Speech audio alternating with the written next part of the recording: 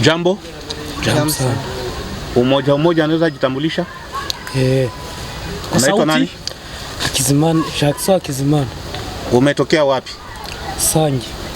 Sange maeneo gani?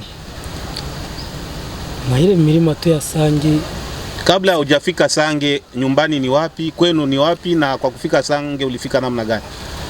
Kwetu ni Kichanga, tulienda Murenyo M23 zikitukamata, zikitubeba chanzo. Zikimaliza tubeba chanzo, zikituambia sasa tunaenda ku formation. Tukifika chanzo mu mwezi ya 8. Tukifika chanzo tukisoma, kisha nyuma jo tumekuwa sasa toka mwezi ya pili witi wanatubeba hapa Sanza. Sasa tunakuwa gombana Uvira. Tumefika hapa sasa, sasa tumeona na tupendi kumbana na wenzetu na japari tukamata kumkazo.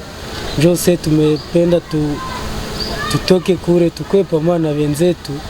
Uriese tupige wenzetu tuende piga wale tufundisha formation. Na wakati walikuwa wanawakamata walikuwa wanawaambia nini? Na ni maisha gani mnakuwa mnaishi kule ambapo katika kundi ya M23? Si hapa kutuambia sasa tunaenda kunini, bali tuambia tupande magari. Tukipanda magari pale chanzo, kufika chanzo ni kukura tu mihindi.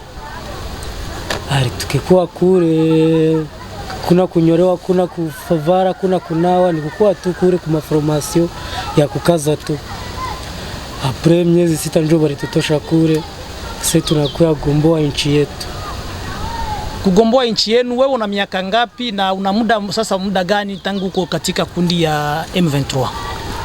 Siakuwa na muda, niko na miaka 20. Na unakuwa na miaka ngapi ama miezi ngapi ndani ya kundi ya M23? Na nile 6 tu yenye nimemaliza kwa formation. Ndio wakakuleta Sange. Na kuhusu mshahara, mnakuwa mnapewa mshahara wa kiwango ya pesa ngapi? Mshahara kuna mshahara, wewe wanasema sasa Kisegeti sasa kuna mazungumzo nao, sasa kama taitika ndio watatupokelesha kasi wote. Kwa kuwaleta walikuwa nawaambia mnaenda pigania juu mfanye nini? Sasa tunaenda kamata Uvira. Na wakati mlikuwa mnapigana mulikuta hali ya vita ukweli uko namna gani? Si hatukugombanaka, tumekuwa sasa hivi. Na kusudi uweze kutoka katika M23 na kujikuta hapa ilikuwa namna gani? Tuliona wengine na wako naenda, tusema sasa wana wengine wako na tuacha tutafanya haya.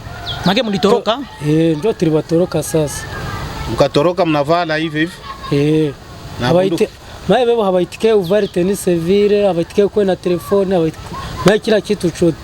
Ni kuwa na ile bunduki na teni basi, na unakuwa mu defense na kuna kutoka mu defense. Ndio mkatoroka na bunduki na mateni mwote. Na wewe unaweza penda nini kwa sasa? Unaweza penda uendelee maisha ya kijeshi, unaweza penda serikali kusaidie nini? Sasa kwa sasa nikisema wanirudishe kwetu, juu kuko M23 watanikamata tu. Na wakanikamata na wanayo ginzi nilitoka chanzo wataniua. Ilifo sana natumika na wakwetu wazalendo. Manake unapendelea kujiunga na wazalendo, hawakukushurutisha, ni wewe mwenyewe unapenda? Mimi peke tu. Na nini unafikiria unaweza kusaidia kundi ya wazalendo katika hali ambayo iko ndani? Ni kuonyesha kwenye adui yiko, tunasaidia, tunaenda mupiga. Unaitwa nani? Kwa majina ni Salomo Tumaini. Useme jina na miaka yako na maeneo ambapo unatoka. Miaka ni 19. Wewe ni nani, una miaka ngapi na unatoka wapi? Salomo Tumaini. Sema kwa majina. Kwa majina Salomo Tumaini, niko na miaka 19. Kwa hiyo mimi natoka ni Ruchuru, quartier Kabizo. Mimi naenda jikuta hapa Sange. Salomo, Ruchuru ulikuwa naishi, ulikuwa nafanya kazi gani? Ulikuwa unajihusisha na kazi gani? Na nini ilifikia mpaka ujikute unajiunga na M23?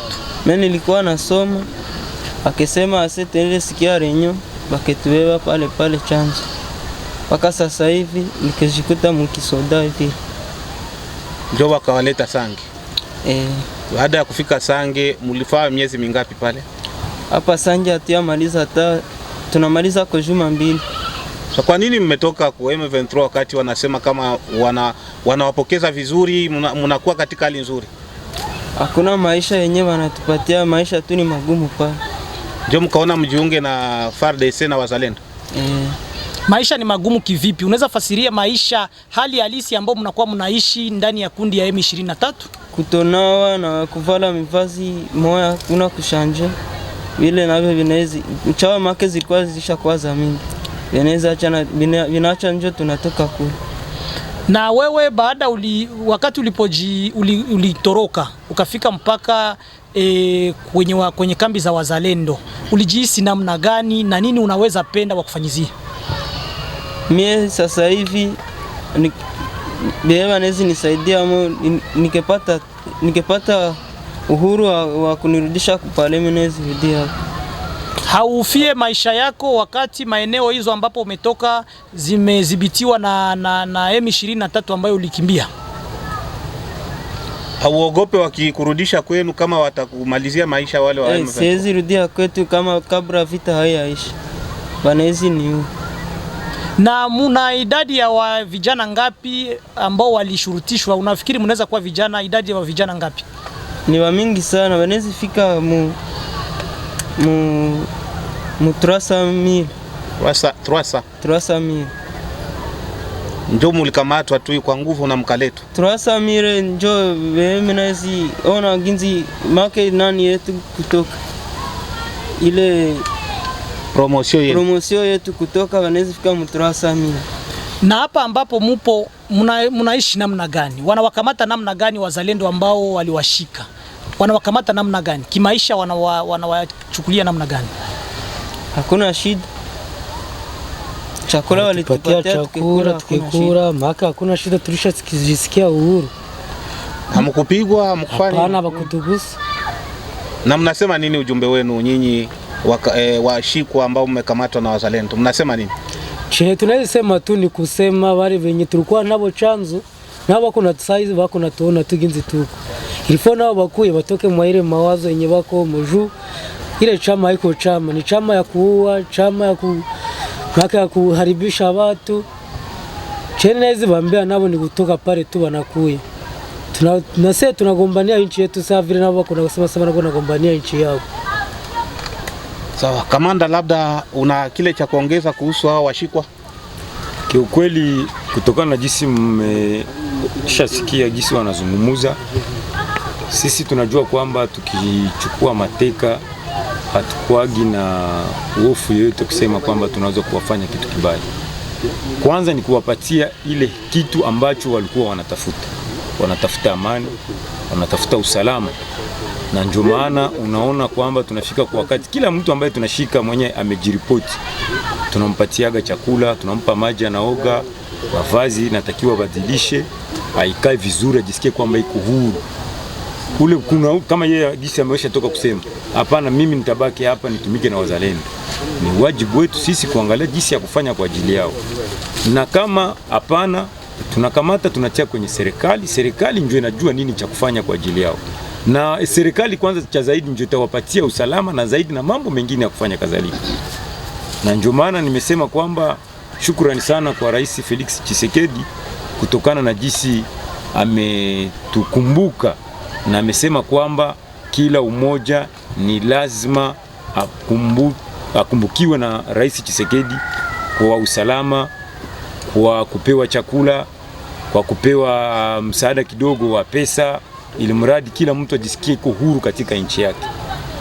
Kwa hiyo nitapenda kusema tena kwa wale wengine ambao wamebaki katika M23, wameingizwa kwa nguvu, wameshikwa, wameacha mafamilia zao, wanawaleta katika jeshi, wako wanaenda wanateseka, wanauawa bure, na waomba nao watoke waje waungane na wengine ili serikali ione jinsi itawarudisha nyumbani, au kama watapenda kuendelesha kazi ya jeshi, serikali inajua jinsi itawapeleka kwenye mafunzo ya kweli yenye ambayo iko halali. Wanafanya mafunzo na baadhi ya mafunzo serikali yenyewe itajua jinsi itawaingiza katika jeshi. Yule ambaye atasema kwamba hapendi kuendelesha jeshi, anapenda maisha ya kawaida, serikali tuko na programu ya PDDRCS. PDDRCS iko naangalia wale watoto wadogo ambao wako katika jeshi, wale wa demobilize, watoto ambao wako katika jeshi ni kuwatosha. Na nitaomba wenzetu wa viongozi kwamba wajikaze sana, kama kuna watoto wadogo ambao wameingia katika jeshi, wajaribu kuwatosha na kuwaleta katika programu ya PDDRCS, kwa sababu hayo ndio iko na ukingo wa watoto. Kama watoto wamesha kuwa katika jeshi, inatakiwa watolewe, wapelekwe, wafunzwe maisha ya kawaida ya nyumbani, warudishwe kwenye familia zao. Sehemu ya watoto ni shule na nyumbani, hapana katika jeshi. Nitaomba sana wenzetu wa viongozi wajikaze sana tena sana. Najua kwamba nitakuja kurudia tena kwenu kwa mara nyingine kwa ajili ya mpango wa PDDRCS, ili mradi tuangalie jinsi tutashirikiana sisi wote kwa ujumla kwenda natosha wale watoto wadogo ambao wako katika jeshi. Najua kwamba hapo nimepunguza. Kamanda, tukibaki hapo hapa kwenye shukrani, kuna fununu ambazo zinasema ya kwamba wazalendo walipewa pesa za vita, prime de guerre, toka serikali kuu ya Kinshasa. Vipi wewe unaona hiyo pesa? Ni kweli wamepewa pesa? Na kama kweli, na wewe umepata hizo pesa kwa manufaa ya wanajeshi wako, ama kuna wale ambao wamepata na wengine wakupata? Kiukweli, kama jinsi nimetoka kutoa shukrani zangu kwa Rais Felix Antoine Tshisekedi Chilombo, najua kwamba hizo pesa zimeletewa, hiyo inaitwa prime de guerre kwa kila mwanajeshi. Lakini kuna wale wanajeshi ambao hawajapata pesa, kama vile wanajeshi wangu hapo wako kwenye uwanja la vita. Wao wamekataa, hawawezi kutoka waache shamba la vita kwa ajili ya kwenda kuchukua pesa zao. Na ndio maana tumefanya namna yote, wale ambao wamesha kupata wanakuja kwenye shamba la vita kugomboa hawa wenyewe wako kwenye shamba la vita, nao waende kupata ile prime de guerre yao. Na pesa zote ambao wamechukua wao wazalendo wenzangu na katika kundi langu, najua kwamba zote wamepatia familia zao. Bila kusaulika, tuna wale wengine ambao wameumilia kwenye shamba la vita, wao hawajapata pesa. Kuna wale wengine ambao wamekufa kwenye shamba la vita, wameacha wabibi, watoto, wote wako pale.